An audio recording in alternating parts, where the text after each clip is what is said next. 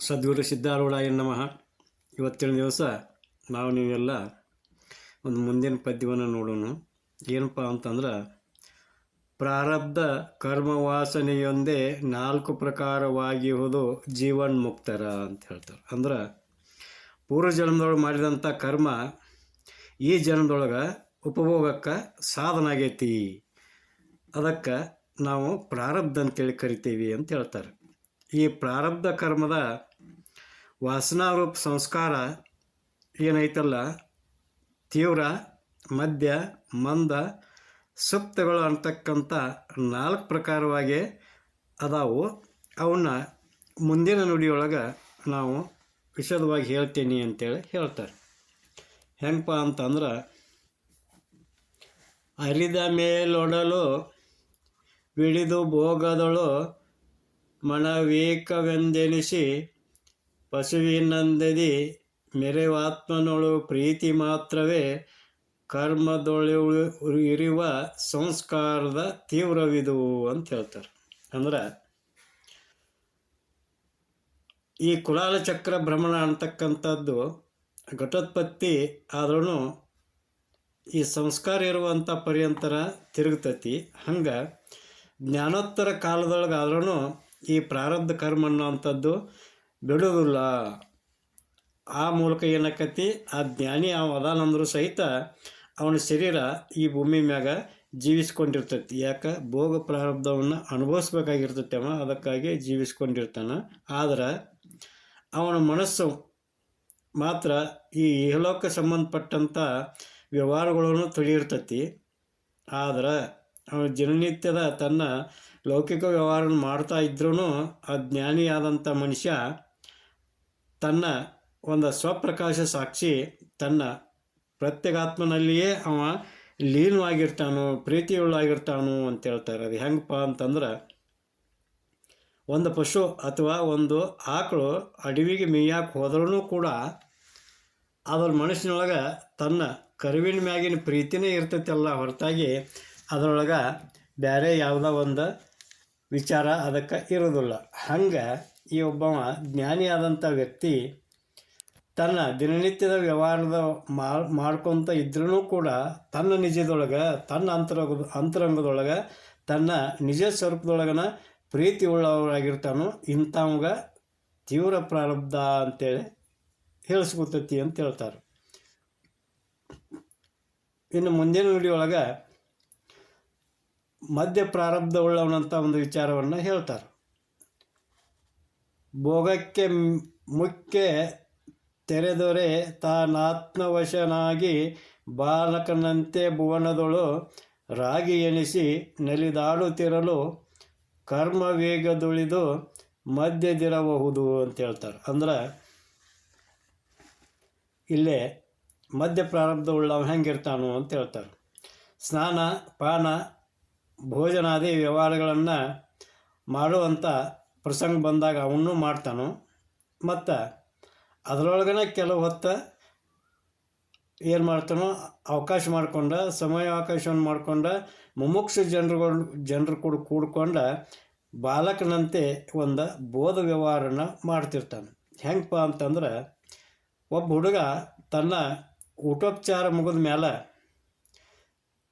ತನ್ನ ಗೆಳೆಯರು ಕೂಡ ಹೆಂಗೆ ಆಟ ಆಡೋದ್ರೊಳಗೆ ತತ್ಪರ ಹಾಕ್ಕಾನಲ್ಲ, ಹಂಗೆ ಆ ಒಂದು ಜ್ಞಾನಿ ಮನುಷ್ಯ ಶಾಸ್ತ್ರೋಪದೇಶದೊಳಗೆ ತತ್ಪರ ಆಗಿರ್ತಾನು. ಇವ ನೋಡೋ ಜನರ ಕಣ್ಣಿಗೆ ಅನುರಾಗಿ ಅಂತ ಕಂಡ್ರೂ ಅಥವಾ ಸಂಸಾರದೊಳಗೆ ಅನುರಾಗ ಅದಾನಿವ ಅಂತೇಳಿ ಜನ ತಿಳ್ಕೊಂಡ್ರೂ ಕೂಡ ತನ್ನ ಆತ್ಮಾನಂದದೊಳಗನ ಅವ ಕೂಡಿಕೊಂಡಿರ್ತಾನು. ಅದಕ್ಕೆ ಇಂಥ ಒಬ್ಬ ಜ್ಞಾನಿಗೆ ಈ ಕರ್ಮ ವೇಗ ಸಂಸ್ಕಾರದೊಳಗೆ ಇವಾಗ ಮಧ್ಯ ಪ್ರಾರಬ್ಧ ಅನಿಸ್ತತಿ ಅಂತ ಹೇಳ್ತಾರೆ. ಇನ್ನು ಮುಂದಿನ ನುಡಿಯೊಳಗೆ ಮಂದ ಪ್ರಾರಬ್ಧ ಉಳ್ಳಂಥವ ಜೀವನ್ಮುಕ್ತ ಹೆಂಗಿರ್ತಾನು ಅನ್ನೋಂಥದ್ದನ್ನು ಹೇಳ್ತಾರೆ. ತೊಲಗಿ ಭೋಗವನು ಪರಮಾತ್ಮನೊಡನೆ ಮತಿ ನೆಲೆಸಿ ಸುರತ ಸುಖ ಮಿಥುನದಂತೆ ಸೊಲೆ ನಿಜಾನಂದದಿಂದಿರೆ ಕರ್ಮ ಗಂಧದ ಬಲದಿಂದೆ ಮಂದವೆನುತಿ ಹರದನು ಅಂತ ಹೇಳ್ತಾರೆ. ಅಂತಂದ್ರೆ ಈ ಒಂದು ಮೂರನೇ ಒಂದು ಮಂದ ಪ್ರಾರಬ್ಧ ಉಳ್ಳಂಥವ ಅವ ಜೀವನ್ಮುಕ್ತ ಹೆಂಗಿರ್ತಾನು ಅನ್ನುವಂಥದ್ದನ್ನು ಇಲ್ಲೇ ಹೇಳಾಕತ್ತ. ಈ ಮಂದ ಪ್ರಾರಬ್ಧ ಉಳ್ಳಂಥವ ಸರ್ವಲೌಕಿಕವಾಗಿರ್ತಕ್ಕಂಥ ವೈದಿಕ ಕರ್ಮಗಳನ್ನು ತ್ಯಾಗ ಮಾಡಿ ಜ್ಞಾತ್ರ ಜ್ಞಾನ ಧ್ಯೇಯ ಅಂತಕ್ಕಂಥ ತ್ರಿಪುಟಿಗೆ ವಿಲಕ್ಷಣ ಸಾಕ್ಷಿಯಾದಂಥ ಬ್ರಹ್ಮವಿನ್ನ ಪ್ರತ್ಯಗಾತ್ಮ ಸ್ವರೂಪದೊಳಗನ ತನ್ನ ಮತಿಯನ್ನು ಅಂದ್ರೆ ತನ್ನ ಒಂದು ಬುದ್ಧಿಯನ್ನು ಮನಸ್ಸನ್ನು ಇರಿಸ್ಕೊಂಡಿರ್ತಾನು. ಅದಕ್ಕೆ ಇವು ಹೆಂಗಿರ್ತಾನಪ್ಪ ಅಂತಂದ್ರೆ ಸುರತ ರತಿ ಸುಖದಂತೆ ಆನಂದ ರೂಪವಾಗಿರ್ತಾನು ಅಂತ ಹೇಳ್ತಾರೆ. ಅಂದ್ರೆ ದೃಶ್ಯ ತ್ರಿಪುಟಿಗೆ ವಿಲಕ್ಷಣ ಸಾಕ್ಷಿ ಪರಬ್ರಹ್ಮವೇ ತಾನೆಂಬ ತದಾಕಾರ ಸ್ಥಿತಿಯೊಳಗೆ ಇರ್ತಾನು. ಅದಕ್ಕೆ ಇದು ಸವಿಕಲ್ಪ ಸಮಾಧಿ ಸ್ಥಿತಿ ಅಂತ ಹೇಳ್ತಾರೋ. ಅದಕ್ಕೆ ಇದು ಮಂದ ಪ್ರಾರಬ್ಧ ಅನಿಸ್ಕೊತತಿ ಅಂತ ಹೇಳ್ತಾರೆ. ಇನ್ನು ಮುಂದಿನ ನುಡಿಯೊಳಗೆ ಸುಪ್ತ ಪ್ರಾರಬ್ಧ ಉಳ್ಳಂಥ ಜೀವನ್ಮುಕ್ತನ ವಿಚಾರವನ್ನು ಹೇಳ್ತಾರೆ.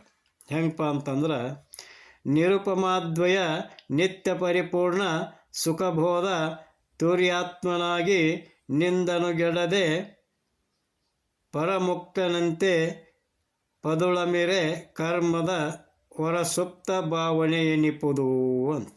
ಅಂದ್ರೆ ಈ ಒಂದು ನುಡಿಯೊಳಗೆ ಈ ಸುಪ್ತ ಪ್ರಾರಬ್ಧ ಉಳ್ಳಂಥ ಜೀವನ್ಮುಕ್ತ ಹೆಂಗಿರ್ತಾನು ಅಂತಂದ್ರೆ ನಿರುಪಮ ಅದ್ವಯ ನಿತ್ಯ ಪರಿಪೂರ್ಣ ಸುಖಬೋಧ ರೂಪ ಒಂದು ಪ್ರತ್ಯಗಾತ್ಮನ ತಾನಾಗಿರ್ತಾನು.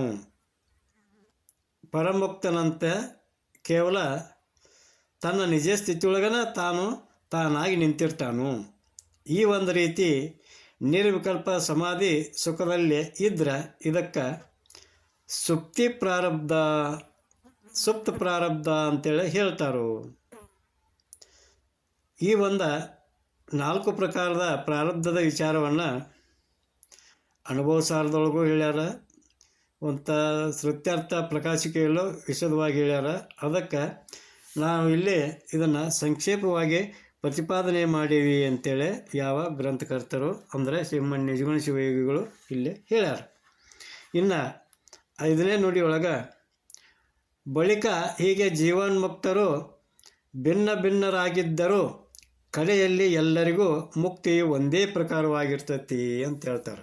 ಅಂತಂದ್ರೆ ಈಗ ನಾವು ಆ ಜೀವನ್ಮುಕ್ತರಲ್ಲಿ 4 ಪ್ರಕಾರವಾಗಿರ್ತಕ್ಕಂಥ ಒಂದು ಪ್ರಾರಬ್ಧಗಳನ್ನು ಹೊಂದಿದಂಥ ಜೀವನ್ಮುಕ್ತರು ಇರ್ತಾರೋ. ಅವ್ರು ಹೆಂಗಿರ್ತಾರೋ ಅನ್ನುವಂಥದ್ದನ್ನು ನೋಡಿದ್ವಿ. ಇನ್ನು ಮೇಲೆ ಈ 4 ಜನರು ಜೀವನ್ಮುಕ್ತರು ತಮ್ಮ ವ್ಯವಹಾರದೊಳಗೆ ಭಿನ್ನ ಭಿನ್ನವಾಗಿದ್ರೂ ಕೂಡ ಕೊನೆಯೊಳಗೆ ಎಲ್ಲರಿಗೂ ಮುಕ್ತಿ ಅನ್ನುವಂಥದ್ದು ಒಂದೇ ಪ್ರಕಾರ ಆಗೈತಿ. ಅದು ಭಿನ್ನವಾಗಿಲ್ಲ, ಬೇರೆ ಬೇರೆ ಆಗಿಲ್ಲ ಅನ್ನುವಂಥದ್ದನ್ನು ಹೇಳ್ತಾರೆ. ಹೆಂಗಪ್ಪ ಅಂತಂದ್ರೆ ಇಂತು ಕರ್ಮದ ವೇಗವೆಂತು ಫಲಿಸುತ್ತಿಹುದು ವಂತೆ ಜ್ಞಾನಿಗಳಿಗೆ ಫಲವೊಂದದಿ ಸಂತಸದಳು ಶಂಭುಲಿಂಗವಾಗಿಯ ಮೋಕ್ಷವಂತರಿಗೆ ಸಮಾನಮೇಯಹುದು ಅಂತ. ಅಂದ್ರೆ ಈ ಪ್ರಕಾರವಾಗಿರ್ತಕ್ಕಂಥ ಒಂದು ಪ್ರಾರಬ್ಧ ಕರ್ಮದ ವೇಗ ಹೆಂಗೆ ಫಲಿಸ್ತೈತೋ ಹಂಗೆ ಜೀವನ್ಮುಕ್ತರು ಇರ್ತಾರೋ.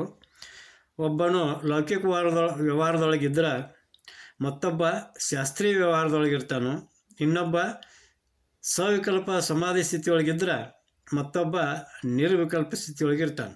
ಹಿಂಗೆ ಈ ಜೀವನ್ಮುಕ್ತರು ಅಂತಕ್ಕಂಥವ್ರು ಈ ಹಲವಾರು ಅದಾರು. ಹೆಂಗಪ್ಪ ಅಂತಂದ್ರೆ ಈ ಶ್ರೀಕೃಷ್ಣ ಪರಮಾತ್ಮ ಭೋಗಿ ಆದ್ರೆ ಸುಖಮುನಿ ತ್ಯಾಗಿಯಾಗ್ಯದನು.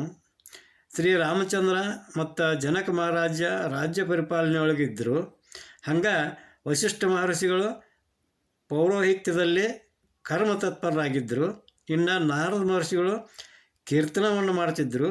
ಇನ್ನು ದತ್ತಾತ್ರೇಯರು ಮದೋನ್ಮತ್ತರಾಗಿದ್ದರು. ಹಿಂಗೆ ಇವರು 4-5 ಜನ ಮಹಾಪುರುಷರು ಕೂಡ ಬೇರೆ ಬೇರೆ ರೀತಿಯಾದ ವ್ಯವಹಾರಗಳು ತೊಡಗಿದ್ರೂ ಕೂಡ ಇವರೆಲ್ಲರೂ ಜೀವನ್ಮುಕ್ತರಂತಕ್ಕಂಥ ಒಂದು ಫಲಭೇದದಿಂದ ತೋರ್ತಾರೆ. ಅಂದ್ರೆ ಇವ್ರು ಮಾಡಿದ್ದು ಏನು ಜೀವನ್ಮುಕ್ತಿ ಸಾಧನಗಳನ್ನು ಅವ್ರು ಮಾಡಿಕೊಂಡಿದ್ರು, ಜ್ಞಾನ ಸಂಪಾದನೆಯನ್ನು ಮಾಡಿಕೊಂಡಿದ್ರು, ಈ ಒಂದು 4 ಪ್ರಕಾರವಾದಂಥ ಪ್ರಾರಬ್ಧಗಳ ಮುಖಾಂತರ ಅವರು ತಮ್ಮ ವ್ಯವಹಾರಗಳನ್ನು ಹೆಂಗೆ ಮಾಡಿಕೊಂಡಿದ್ರೂ ಕೂಡ ಅವರಿಗೆ ಕೊನೆಯೊಳಗೆ ಶ್ರೀ ಶಂಭುಲಿಂಗ ರೂಪವಾದಂಥ ಮುಕ್ತಿ ಅನ್ನುವಂಥದ್ದು ಏನೈತಲ್ಲ ಅದು ಒಂದೇ ಪ್ರಕಾರವಾಗಿ ಐತಿ, ಒಂದೇ ತೆರನಾಗೈತಿ ಅಂತೇಳಿ ಹೇಳ್ತಾರೆ. ಹೆಂಗಪ್ಪ ಅಂತಂದ್ರೆ ಈ ಹಳ್ಳ ಕೊಳ್ಳ ನದಿಗಳು ಅಂಕುಡೊಂಕಾಗಿ ಗುಡ್ಡ ಕೊಳ್ಳಗಳಲ್ಲಿ ಹರಿದು ಬಂದು ಕಡೆಯಲ್ಲಿ ಕೂಡೋದು ಸಮುದ್ರದಾಗನ. ಹಂಗೆ ಸಮುದ್ರದೊಳಗೆ ಕೂಡಿದ ಮ್ಯಾಗ ಏಕೆ ಹೆಂಗೆ ಅಕ್ಕವು, ಹಂಗೆ ಜೀವನ್ಮುಕ್ತರು ಸಹಿತ ಈ ವಿದೇಹ ಮುಕ್ತಿಯೊಳಗೆ ಎಲ್ಲರೂ ಒಂದೇ ರೀತಿಯಾಗಿ ಉಳಿತಾರೋ ಅಂತಕ್ಕಂಥ ಒಂದು ಭಾವವನ್ನು ಇಲ್ಲೇ ಈ ಪದ್ಯದೊಳಗೆ ಶ್ರೀಮನ್ ನಿಜಗುಣ ಶಿವಯೋಗಿಗಳು ಹೇಳ್ಯಾರ. ನಾವು ಇವತ್ತಿನ ಒಂದು ಪ್ರವಚನ ಕಾರ್ಯಕ್ರಮವನ್ನು ಇಲ್ಲಿಗೆ ಮುಕ್ತಾಯಗೊಳಿಸೋಣಂತ. ಜೈ ಮಂಗಲಂ, ಜೈ ನಮಃ ಪಾರ್ವತಿ ಪತೆ ಶಿವ ಹರ ಹರ ಮಹಾದೇವ. ಓಂ ನಮಃ ಶಿವಾಯ. ಶ್ರೀ ಸದ್ಗುರು ಸಿದ್ಧಾರೂಢಾಯ ನಮಃ. श्रीमन निजगुण शिवयोगी महाराज की जय।